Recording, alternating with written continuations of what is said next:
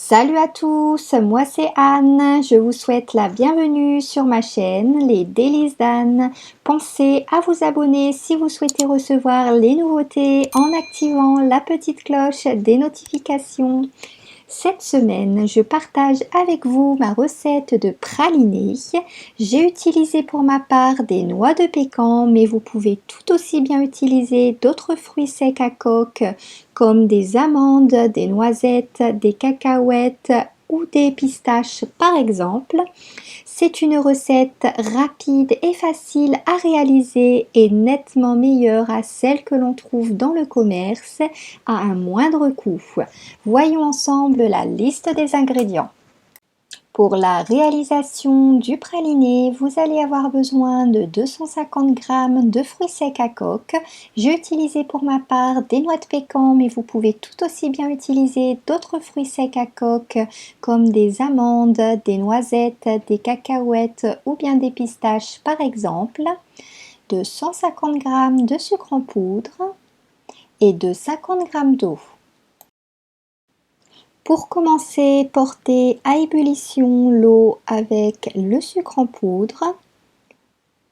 Lorsque le sirop atteint 116 degrés, ajoutez les noix de pécan ou autres fruits secs à coque, puis mélangez à l'aide d'une spatule rigide sans jamais cesser de mélanger sur un feu doux.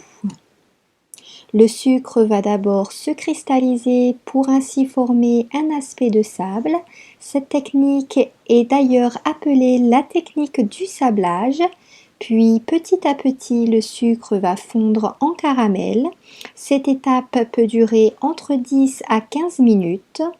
Il est très important de mélanger discontinuellement sans jamais cesser de remuer. Lorsque les fruits secs ont bien caramélisé, disposez-les sur une plaque recouverte d'une feuille de papier cuisson ou d'une feuille en silicone, en les étalant bien sur la surface, puis laissez-les bien refroidir à température ambiante. Lorsque les fruits secs à coque caramélisés ont bien refroidi, cassez-les en petits morceaux à l'aide de vos mains.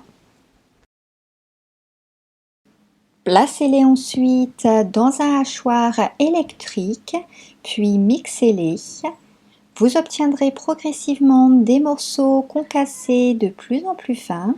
À ce stade, c'est ce qu'on appelle du pralin. Puis, en mixant davantage, l'huile des fruits secs à coque ressort pour ensuite se transformer en praliné. Versez le praliné ainsi obtenu dans un pot en verre. J'ai utilisé pour ma part un pot de confiture.